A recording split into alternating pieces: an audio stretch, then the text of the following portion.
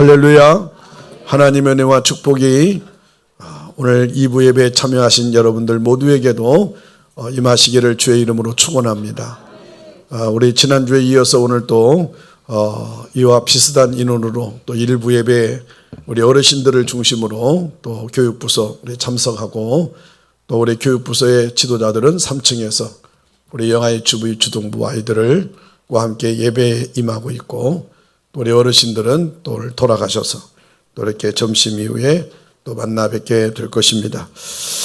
하나님께서 또 여러분들의 마음이 또 우리의 생각이 또 늘 항상 주님 바라보고 주님 인도하심을 따라 살아갈 때 하나님의 때에 하나님의 방법으로 우리를 또 예배를 회복시키시고 기도를 회복시키시고 또 여러분의 가정을 회복시키고 우리 선일교회를 회복시키시고 또 나라를 회복시키는 그날이 더 앞당겨질 줄로 믿으시기를 바랍니다. 여러분, 오늘 저는 이 말씀을 준비하는 그 시점이 또 제가 병원에 또 서울의 송파구에 또 라파 플러스 원에 암 환자들이 수술을 하고 또 회복하는 그런 병원에 하나님이 그곳에 저를 집어넣으셔서 또 그곳에 있는 동안 제가 또 기독교 방송을 잠깐 듣는 동안에 저에게 주신 메시지가 있었습니다. 의인은 다시 일어나리라 라고 하는 그런 메시지를 통해서 느헤미야를 다시 또 묵상하는 중에 오늘부터 제가 치료를 한 달 동안 다시 세워지는 선일 공동체라고 하는 그런 표어를 내걸고 느헤미야서를 주일 오전마다 말씀을 함께 나누려고 하는 마음을 먹고 있습니다. 오늘 그 첫 시간이 느헤미야서의 일정의 영적 기초를 다시 세워야 한다라고 하는 것을 볼 수가 있습니다. 여러분, 그저께 어저께 계속 연일 미국의 어마어마한 아파트가 붕괴되는 사건을 보셨죠. 그리고 쿠팡 여러분 건물 화재 사건을 통해서 우리가 숫더미가 되는 장면들을 보시죠. 지금 우리가 이곳에 앉아있는 동안에도 우리나라를 비롯해서 세계 곳곳에 어느 곳인가는 우리가 보지 못했던 것, 우리가 확인하지 못했던 것, 우리가 느슨하게 여겼던 것, 아무렇지 않다고 생각했던 그곳에 바로 기울어질 수도 있고 무너질 수도 있고 또 무너질 조짐이 있는 요소들도 끊임이 있습니다.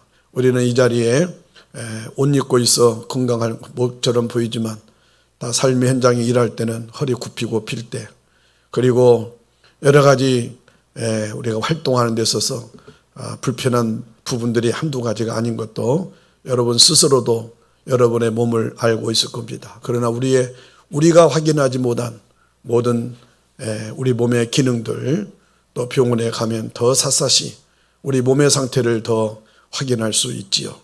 여러분, 가장이 건강해야 가정이 때로는 건강하게 세워질 수 있죠.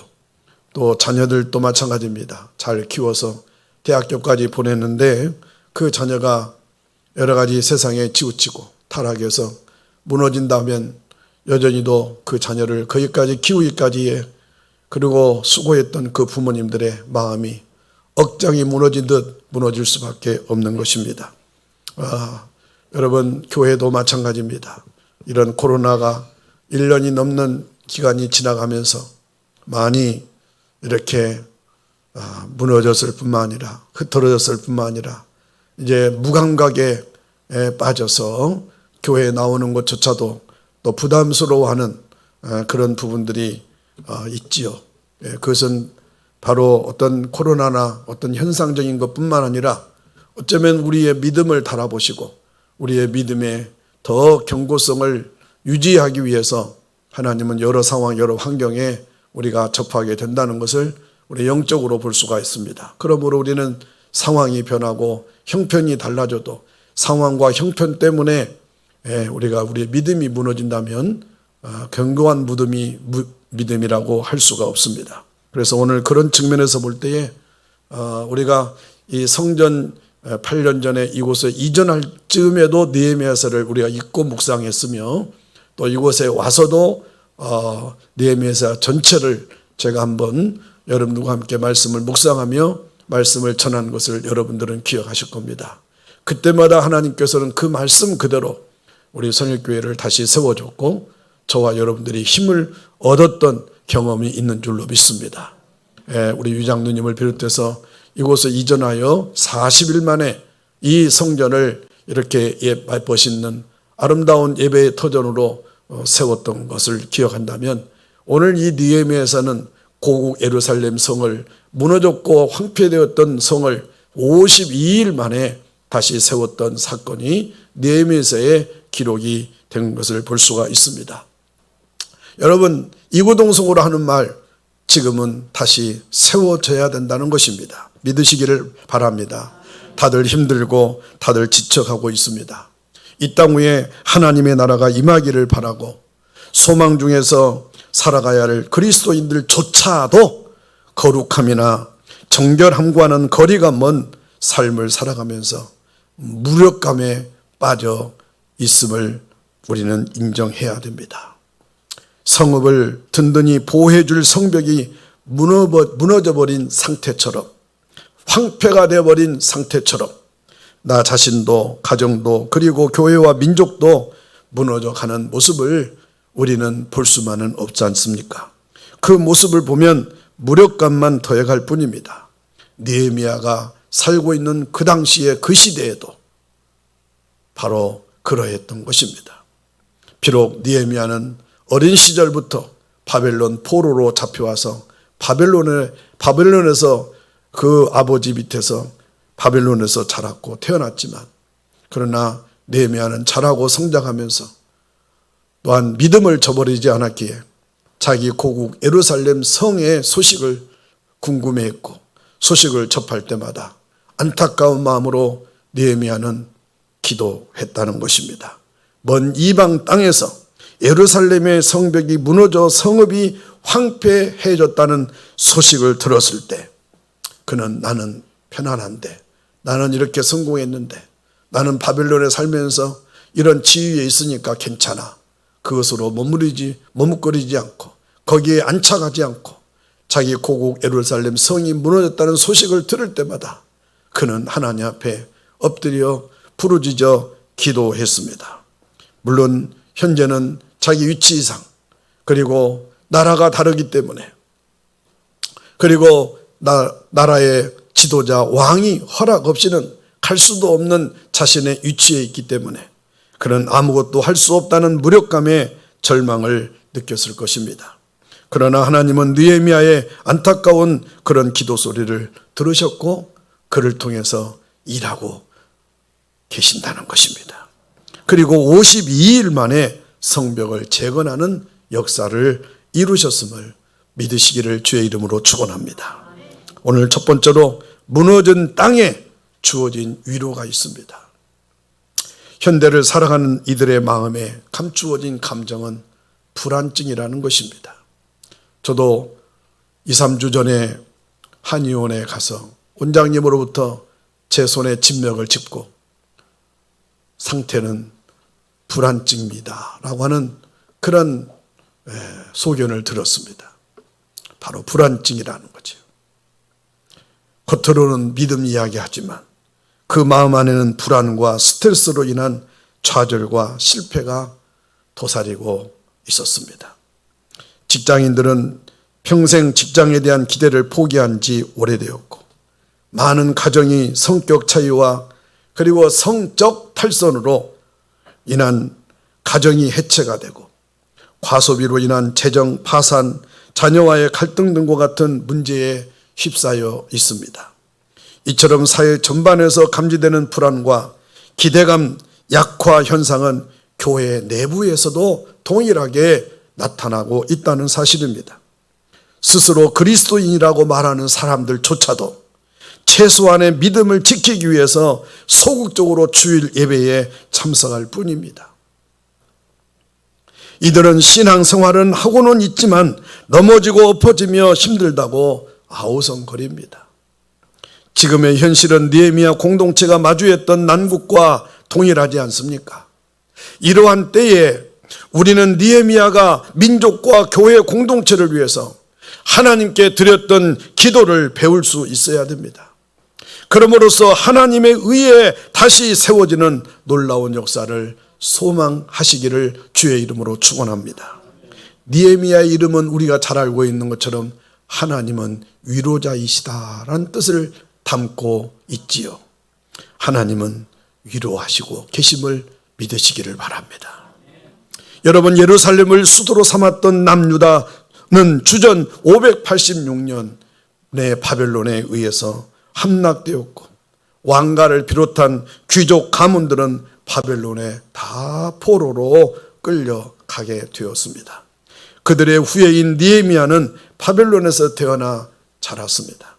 느헤미야는 아닥사스다 왕이 마시는 술을 직접 시음하고 선택하는 그 고난과 책임을 갖게 되었지요. 이 직위는 왕의 비서와 자문 역할까지 겸하기도 했던 고위직에 종사할 수 있는 자리에 이르게 될 것입니다. 그러나 그의 마음속에는 항상 자기 고국 예루살렘에 대한 그런 향수가 남아 있었습니다. 그의 귀는 지금 바벨론에 머물러 있지만, 바벨론에 담고 있지만, 그의 귀는 이스라엘 뉴스에 언제든지 열려 있었고, 이스라엘의 최근 정세와 이스라엘로 귀환한 이들이 사명을 잘 감당하고 있는지에 대한 관심에 집중되어 있었습니다. 하나님은 바벨론의 포로로 끌려왔던 이스라엘의 지도자 그룹을 3번에 걸쳐서 귀환시키게 되었는데, 느헤미야는 3차 때에 귀환하는 그런 상황에 이르렀습니다.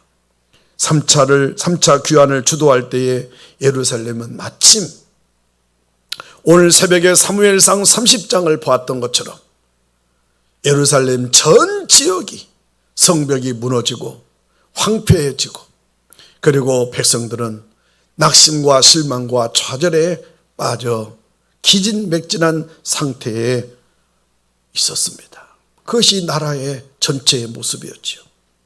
성읍 전체와 성전이 황폐해졌고 보호막이 되어주던 성문들도 다 불타버렸습니다. 이런 환경을 보면서 하나님의 기적을 믿겠다고 쉽게 나설 만한 사람이 없었다는 것입니다. 사람은 환경을 주도할 수는 있지만 환경에 의해 압도당하기도 한다는 사실을 잊으면 안 됩니다. 그런데 그 절망의 시간에 하나님이 느헤미야를 조용히 부르셨습니다. 절망의 시간에도 하나님을 향해 마음을 다하는 사람이 있다는 사실을 기억하십시오. 그리고 하나님은 이 땅의 절망과 좌절 속에서 그 사람을 통해 소망의 빛을 보게 하십니다. 우리 한번 따라서 할까요? 하나님은 사람을 세워 사용하길 원하십니다. 믿으시기를 바랍니다. 지금 하나님은 느헤미야를 사용하고 계신 것처럼 하나님은 저와 여러분들을 사용하고 계실 줄로 믿습니다. 아니, 36년 동안 교회가 이어올 때까지 여러분들을 사용하셨고 지금도 사용하고 계시고 앞으로도 저와 여러분들을 통해서 공호의 교회 공동체를 세워가시고 저와 여러분을 통해서 지역을 세우시고 저와 여러분을 통해서 나라에게 여러분 희망을 심어주는 자가 될 줄로 믿습니다. 할렐루야. 여러분, 지금도 하나님은 우리 선일교회 공동체 안에서 그런 사람을 찾고 계시고 그런 사람을 지금 준비시키고 계신다는 것입니다. 느헤미야는 바벨론에서 자란 사람이었습니다. 예루살렘은 성공한 느헤미야에게 아버지의 나라이기도 하지만 기억하기 싫은 실패의 기억이었을 수도 있습니다. 사람이 성공하게 되면 지나간 과거를 아름답게만 추억하고 기억하기를 원합니다. 여러분, 며칠 전에 6.25가 있었죠. 그 아버지들이 우리 대한민국이 전쟁 중에 있을 때에 전 세계 22개국 나라에서 우리나라를 돕겠다고, 여러분, 바로 전쟁에 임했던 그 추억들을 되살리기 위해서 그의 후예들이 한국에 와서 또한 그들의 업적, 그들의 흔적들을 살피며 또 이렇게 인터뷰하는 장면들을 제가 보았습니다. 여러분, 어느 누가 실패의 진상으로 또한 가득했던 과거를 들춰내고 싶어 하겠습니까? 느헤미야는 실패의 기억으로만 남아있는 예루살렘에 대해서 무관심할 수도 있었습니다. 바벨론에서 성공 가도를 달려온 그가 하나님에 대한 신앙을 버렸다고 해도 이상할 것이 없을 것입니다. 그저 바벨론에 남아 성공의 결과를 누리겠다고 해도 그를 비방할 사람이 없었을 것입니다. 그러나 그는 하나님의 사람이었습니다. 느헤미야의 마음 깊숙한 곳에는 여전히 하나님에 대한 사랑과 믿음이 뜨겁게 자리 잡고 있었다는 것입니다. 저는 목회하면서 외곽에 있는 우리 성도들, 특별히 젊은 부부들이 11조를 보내오고 감사헌금을 보내오고 그것은 곧 교회를 향한 마음이 있다는 것이고 교회를 향한 기도를 하고 있다는 그런 깊은 마음을 새기면서 묵상하고 있으면서 늘 감사하면서도 우리 선일교회는 희망이 있구나, 우리 선일교회는 소망이 있구나, 그런 마음을 갖게 됩니다. 그 뜨거운 마음이 그를 고향으로 향하게 됩니다. 예루살렘으로 향하게 됩니다. 교회로 향하게 합니다. 여러분, 삶의 방향키는 바로 기도뿐입니다. 우리 인생의 삶의 방향키, 저와 여러분의 삶의 방향키, 바로 기도에 달려있음을 믿으시기를 바랍니다.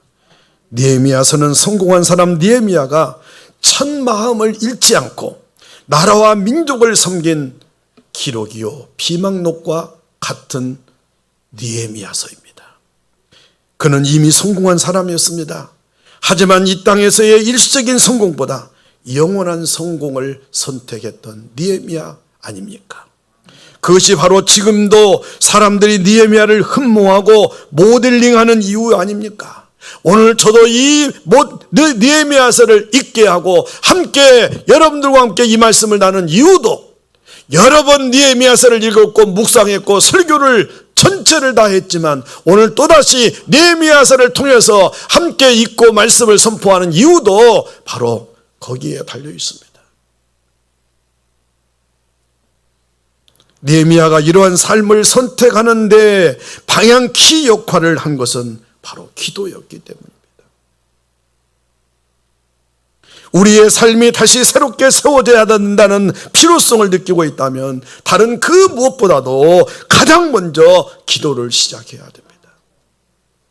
그래서 오늘 여러분들과 함께 결심하고 다짐해야 될 것은 다시 세워지기 위해서는 기도해야 합니다. 인생을 살다 보면 잘 될 때도 있고 잘 안 될 때도 있지만 중요한 것은 삶의 뿌리가 얼마나 튼튼한가입니다. 만일 그 뿌리가 흔들리고 있다면 바로 다시 세우는 일을 시작해야 합니다. 이 세상에 어려움이 없는 사람 단 한 사람도 없습니다. 마음이 힘들 때도 있을 것이고 영적으로도 피곤하고 지쳐서 힘들 때도 있을 것입니다. 저도 있습니다. 여러분 누구에게든지 없는 사람 없을 것입니다. 여러 상황 때문에 이 세상을 살아간다는 것이 정말 어렵다고 느껴질 때가 많을 것입니다. 믿음의 사람에게 중요한 것은 그러한 시간을 어떻게 견뎌내느냐, 어떻게 대처해 나가느냐, 어떻게 이겨 나가느냐에 달려 있는 것입니다. 어떤 방향을 찾아서 돌파하느냐가 중요합니다.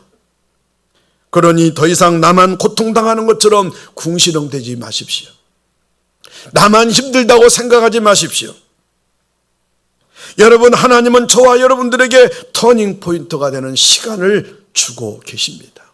어쩌면 이 코로나 시국이 저와 여러분들에게 바로 터닝 포인트의 시간인 줄 모릅니다.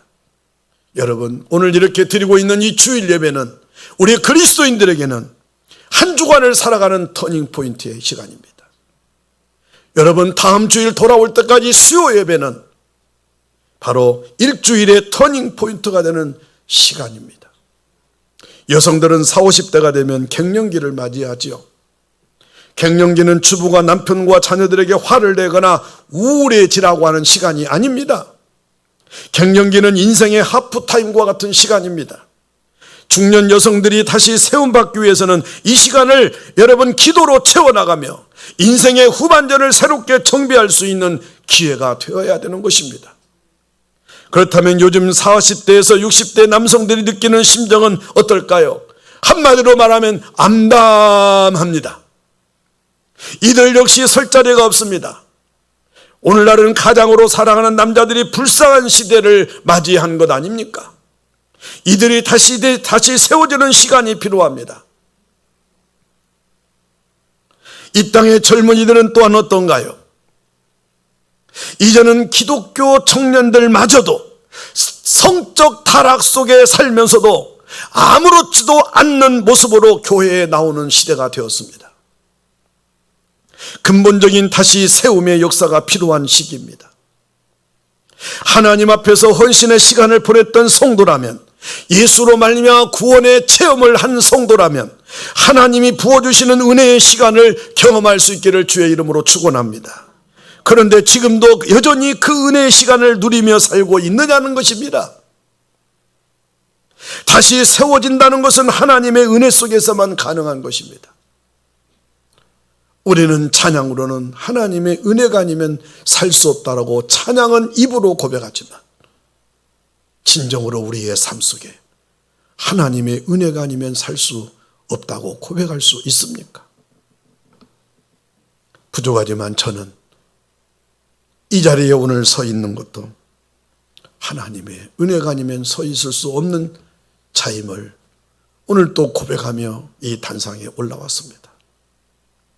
하나님, 이 자리에 설 수 없는 자인데 오늘 이 자리에 세워주신 것은 하나님의 은혜일 뿐입니다.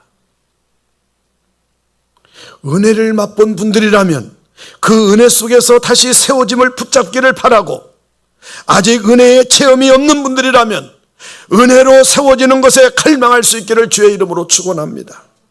그러면서 우리의 관심사가 어디에 두느냐가 중요합니다. 우리의 관심사의 변화가 필요합니다. 여러분들은 지금 살아가면서 여러분의 관심사가 어디에 있습니까? 어디에 관심을 두고 있습니까? 지난주에 분명히 말씀드렸습니다. 우리의 관심은 오직 하나님께 둬야 되고 우리의 시선은 오직 주만 바라봐야 된다고 말씀을 드렸죠. 오늘 느헤미야는 그의 관심이 어디에 있었습니까? 우리 오늘 본문 3절 4절 다 같이 읽겠습니다. 3절과 4절에 있는 말씀 다 같이 읽을까요? 시작. 그들이 내게 이르되 사로잡힘을 면하고 남아있는 자들이 그 지방 거기에서 큰 환난을 당하고 능욕을 받으며 예루살렘 성은 허물어지고 성문들은 불탔다 하는지라. 내가 이 말을 듣고 앉아서 울고 수일 동안 슬퍼하며 하늘의 하나님 앞에 금식하며 기도하여. 아멘. 여러분, 느헤미야의 관심 보십시오. 자기 고국, 여러분 예루살렘 성이 황폐하여 다 무너져 백성들은 낙심하며 실망하며 울고 있을 때에 느헤미야는 하늘의 하나님 앞에 금식하며 엎드려 기도했다고 했습니다. 내 삶에 관심을 집중해서 기도의 제목을 찾는다면 분명 수많은 것들을 발견할 수 있을 것입니다. 그러나 다시 세워지기 위해서는 자신의 문제만을 놓고 기도해서는 안 됩니다. 자신의 문제만을 놓고 기도하다 보면 그 문제가 하나님보다 더 커져 보이기 마련입니다. 그래서 기도하고 나서도 마음이 무거울 때가 많습니다. 그러므로 하나님께 얼굴을 돌려 관심사가 하나님께로 향할 수 있도록 돌리시기를 주의 이름으로 축원합니다. 관심사를 하나님 마음에 두셔야 됩니다. 하나님의 관심사는 우리가 속해 있는 민족과 교회에 있습니다. 그렇기 때문에 교회를 위해서 먼저 기도해야 됩니다. 나라와 민족을 위해서 먼저 기도해야 됩니다. 그것이 하나님의 관심이기 때문입니다. 그것이 하나님의 마음이기 때문입니다. 그러면 내 삶에도 회복이 일어날 것입니다. 여러분의 가정에도 회복이 일어날 것입니다. 여러분의 가사와 여러분의 기업에도 회복이 일어날 것입니다. 나 자신을 위해서 기도하는 것보다 누군가를 위해서 기도하면 먼저 내가 회복되는 줄로 믿으시기를 주의 이름으로 축원합니다. 하나님의 관심사가 민족과 교회라면 우리의 관심사도 당연히 민족과 나라와 교회가 되어야 될 줄로 믿으시기를 바랍니다. 지금 우리 민족과 교회는 위기를 맞고 있습니다. 민족의 위기는 한국 교회의 위기에서부터 시작되었습니다. 여러분, 교회의 역사를 아시죠? 한국 교회의 부흥의 기초는 1900년 초기 놀라운 평양 대부흥 운동에서부터 출발했습니다. 그때의 회개운동이 지금의 한국 교회를 있게 한 터전이었습니다. 이 일로 말미암아 한국 교회는 전 세계가 주목할 정도로 놀랍게 부흥한 교회의 부흥이었습니다. 그 와중에 우리 민족의 경제와 문화도 성장했습니다. 그런데 지금 한국 교회는 근본 뿌리를 흔드는 타락 현상을 보이며 어려움에 처해 있다는 사실을 여러분 기억하십니까? 무엇보다도 우리나라를 둘러싼 강대국들의 위협은 갈수록 더 압박해 오고 있지만 남북한은 언제든지 전쟁에 노출되어 있다는 사실도 우리 대한민국의 백성들은 목도해야 됩니다. 국가적으로는 정치, 경제, 군사, 교육, 문화, 종교적으로 대혼란에 빠져 있습니다. 특별히 교회적으로는 코로나로 인하여 전례 없이 예배 금지와 온라인 예배로 인한 성도들의 믿음은 순식간에 다 사라져버렸고, 지금 교회에 나온다 할지라도 50% 이상은 세상 속에서 방황하며 방향을 잃고 교회를 찾아 예배드리는 것 자체를 부담으로 생각하고 있습니다. 우리는 이들을 일으키는 자들이 되어야 됩니다. 그것이 바로 느헤미야의 정신이었습니다.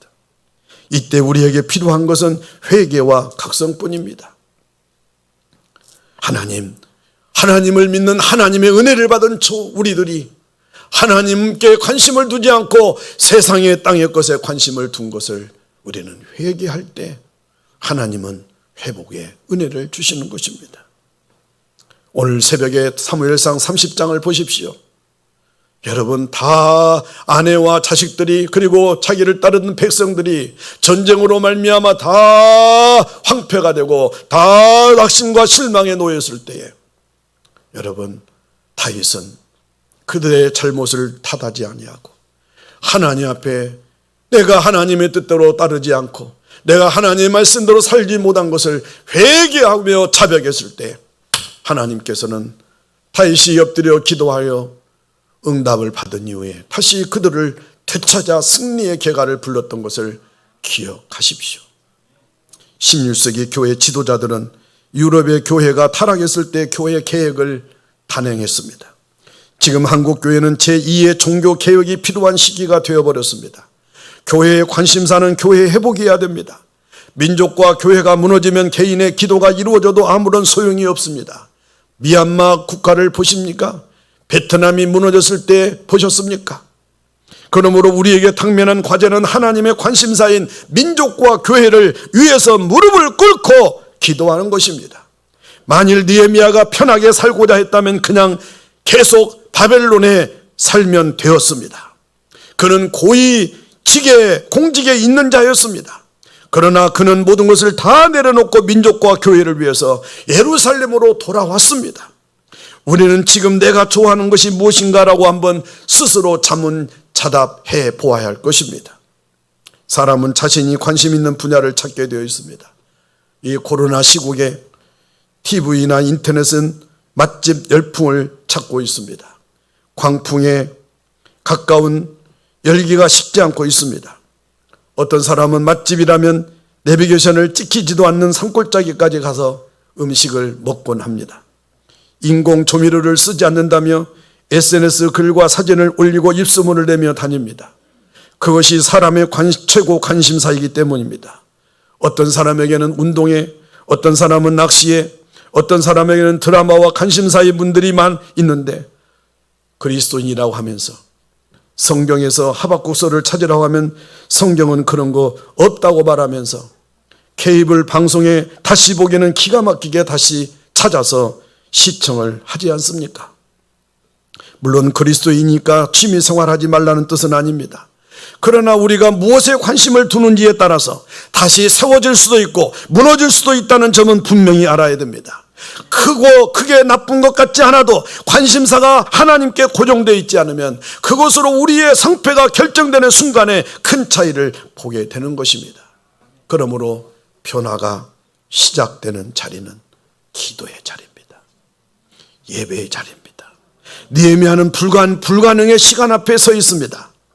사람으로서는 할 수 없는 한계에 놓여 있었습니다. 모든 사람이 안 된다고 포기했던 자리입니다. 모든 것이 쓰러져 있었습니다. 모든 것이 불타버렸습니다. 그럼에도 불구하고 그는 기도하기 시작했습니다. 하나님은 모든 사람이 불가능하다고 말하는 바로 그 시간에 일하고 계심을 믿으시기를 주의 이름으로 축원합니다. 자기 자신도 포기하고 다른 사람들에게도 포기하라고 말하며 쓰러졌을 때 하나님은 그때 일하시는 분이십니다. 그러므로 쓰러져 있더라도 우리의 관심사는 주님을 바라보는 것입니다. 기도할 때 소생할 수 있습니다. 느헤미야는 믿음의 사람이었죠. 그는 어떻게 기도해야 되며 하나님이 어떤 기도를 원하시는지 알고 있었습니다. 그래서 그는 자기 자신의 생각대로 기도하지 않았어요. 그는 이스라엘 민족과 교회를 위해서 기도했는데 그 중에서도 가장 시급하게 기도한 것은 하나님, 건물이 무너지고 황폐한 것도 중요하지만 저 이스라엘 백성들이 낙심과 실망하고 좌절에 빠져 예배를 드리지 않고 있는 것 때문에 기도했습니다. 다시 말하면 느헤미야는 예배의 공동체로 회복되는 것이 가장 중요한 기도의 제목이었다는 것입니다. 우리의 예배 가운데 하나님의 임재하심과 성령의 만지심이 있어야 됩니다. 예배가 기다려져야 됩니다. 예배를 사모해야 됩니다. 예배 시간이 달콤해야 됩니다. 예배 시간이 뜨거워져야 됩니다. 매 순간 뜨겁고 은혜로운 예배를 경험하는 것은 말처럼 쉽지 않습니다. 내가 사모하지 않고 내가 갈망하지 않고 내가 기대하는 마음이 없이는 예배는 그렇게 우리가 원하는 즐겁고 행복한 예배가 될 수가 없습니다. 공동체가 예배 공동체로서 회복되는 것이 다시 세워지는 열쇠라는 사실을 믿으시기를 바랍니다. 저는 여러분에게 감히 부탁합니다. 제가 긴장하고 제가 지금도 이런 마음을 갖고 있는 것은 여러분들이 예배 자리에 회복되는 것이 저의 가장 기도의 제목입니다. 회복되면 하나님은 저를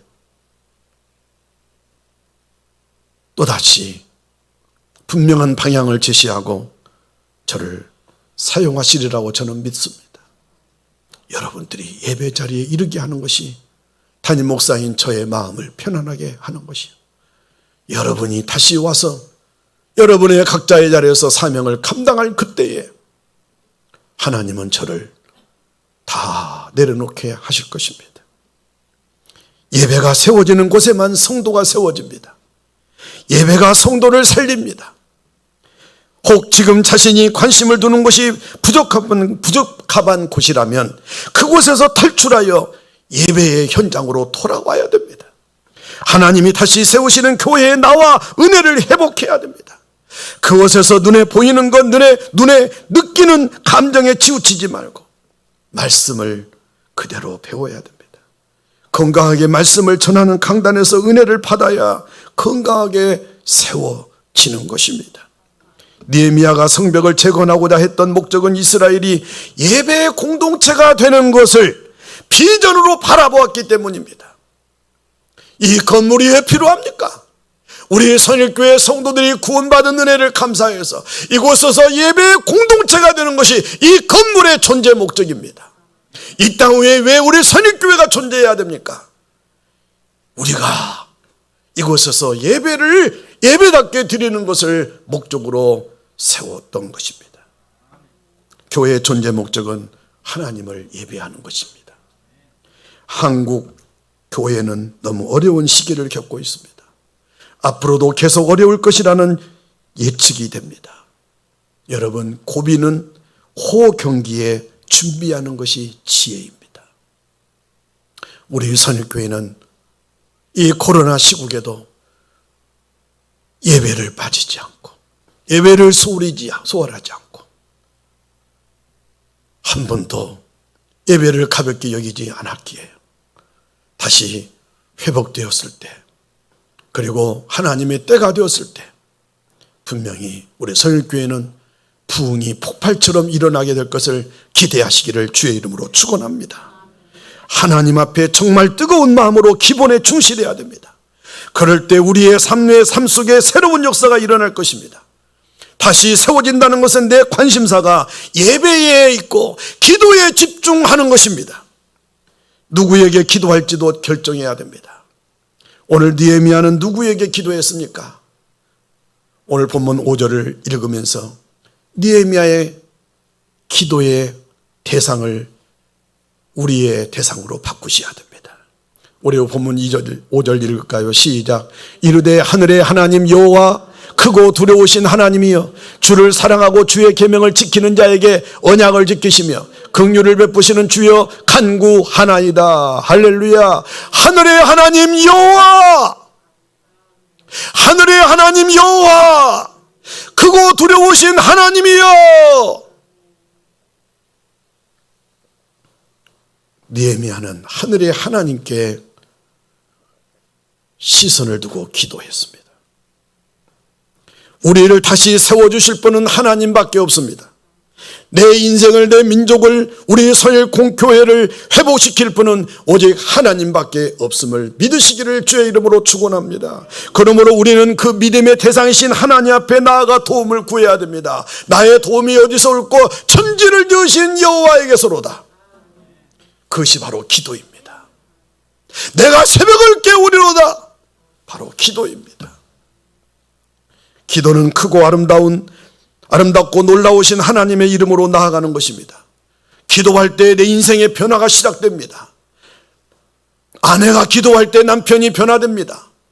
부모가 기도할 때 자녀가 변화됩니다. 목사가 기도할 때 교회가 변화됩니다. 중위자가 기도할 때 성도들이 변화됩니다. 특별히 부모님들은 자녀가 다시 세워지기 위해서도 역시 기도밖에 없다고 저 액자에 보십시오. 부모의 새벽 기도는 자녀의 축복이라는 사실을 기억하셔야 됩니다. 저는 여러분들을 위해서 99%를 기도하고 자녀를 위해서는 0.몇 %밖에 기도하지 않습니다. 그런데 하나님께서 저의 자녀들을 여러분 세워주신 것을 생각하면 기적 중에 기적이요, 은혜 중에 은혜요, 하나님 앞에 저는 감사할 수밖에 없다는 사실을 여러분 앞에 고백합니다. 그것은 사모님이 새벽에 일어나 기도하면 7시까지 강단에서 기도하고 밤낮으로 여러분 기도하는 그것을 하나님은 들어주셨다고 저는 확실하게 믿습니다. 기도밖에 없어요. 영국의 소설가 조지 맥도날드는 이렇게 말했습니다. 하나님을 배제하고 어떤 일을 하면 그 일은 반드시 비참하게 실패할 것이다. 성공한다 해도 매우 비참하게 될 것이다 라고 맥도날드는 그렇게 말을 했습니다. 하나님 없이 하는 일들은 다 비참합니다. 그러므로 언제나 하나님 중심으로 서시기를 바랍니다. 우리 모두 하나님을 끝까지 붙잡고 우리의 중심을 하나님 앞에 드리며 나아가시기를 주의 이름으로 축원합니다. 하나님이 우리에게 주신 놀라운 약속이 있지요. 느헤미야는 당대의 권력의 중심이었던 아닥사스다 왕과 가까웠지만 왕에게 도움을 구하지 않았습니다. 하나님이 원하시는 것은 우리가 사람을 의지하지 않는 것입니다. 끝까지 사람을 의지하지 않고 하나님만 의지하는 것입니다. 느헤미야는 아닥사스다 왕을 붙잡지 않고 하나님 앞에 의지했습니다. 기도는 하나님 앞에만 하는 것입니다. 우리를 다시 세워주실 분은 하나님밖에 없기 때문입니다. 그것이 오늘 느헤미야가 고백했던 6절로 7절의 내용인 것입니다. 사랑하는 여러분, 우리 안에 지체들 가운데 어느 한 사람도 쉽게 여기지 마십시오. 특별히 교회에 새로 출석하게 된 초신자들, 교회에 등록했지만 아직 뿌리를 내리지 못한 성도나 어려움 속에 있는 성도들, 각 셀과 각 부서나 기관에서는 잘 돌보십시오. 그것이 그 리더들의 사명입니다. 교회는 한 사람이 아파할 때 모두 다 함께 애통할 수 있는 것이 교회 공동체 아닙니까? 지금 한국교회의 가장 큰 문제점은 나는 괜찮고 너는 틀렸다는 태도입니다. 우리 선일교회에서는 이러한 일이 있어서는 안 됩니다. 모든 문제의 해결은 하나님께 있기 때문에 우리를 애통해야 하는 마음으로 은혜를 구할 뿐입니다. 그러므로 하나님의 언약과 행하심을 굳게 믿으시기를 주의 이름으로 축원합니다. 이 세상에서 가장 불쌍하고 안타까운 사람이 있습니다. 그것은 자기 자신이 괜찮다고 생각하는 사람입니다. 진짜 괜찮습니까? 하지만 우리는 괜찮지 않습니다. 스스로 충분하다고 생각하는 사람은 기도하지 않습니다. 우리에게 주의 은혜가 필요하기 때문에 우리는 기도할 수밖에 없습니다. 그것이 오늘 본문 8절로 10절의 내용입니다. 그래서 느헤미야의 기도의 제목은 분명했습니다. 성전을 다시 건축하며 하나님이 원하시는 일들을 왜 해나가는 것이었습니다. 그는 그 일에 중점을 두고 기도한 것이 아니라 하나님의 언약을 믿고 하나님의 행하심을 믿고 하나님을 신뢰하는 기도를 했다는 것입니다. 하나님은 긍휼하신 분이요, 하나님은 언약을 지키시는 분이심을 믿으시기를 주의 이름으로 축원할까요? 여러분, 오늘 본문 11절 말씀을 결론으로 읽겠습니다. 큰 목소리로 여러분의 자신의 고백으로 읽겠습니다. 시작. 주여 구하오니 귀를 기울이시사 종의 기도와 주의 이름을 경외하기를 기뻐하는 종들의 기도를 들으시고 오늘 종이 형통하여 이 사람들 앞에서 은혜를 입게 하옵소서 하였나니 그때 내가 왕의 술관원이 되었느니라. 할렐루야. 이 느헤미야의 마지막 이 기도를 자신 혼자 하지 않고 합심해서 드렸다는 사실을 주목하십시오. 혼자 기도하는 것도 중요하지만 여러분 둘이 기도하면 더 좋습니다. 둘이 기도하는 것도 중요하지만 여러분 세 명이 합심하여 기도하면 삼겹줄은 끊어지지 않습니다.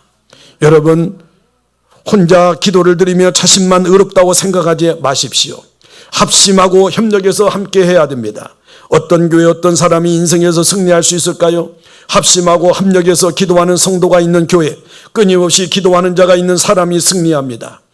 기도 외에 우리를, 가정을, 민족과 교회를 살릴 수 있는 방법은 없거든요. 기도 외에 다시 세워질 수 있는 비결은 없습니다. 크고 위대하신 하나님이 언약에 신실하신 분임을 믿고 기도할 때에 하나님이 우리의 삶을 다시 새롭게 세워주실 줄로 믿습니다.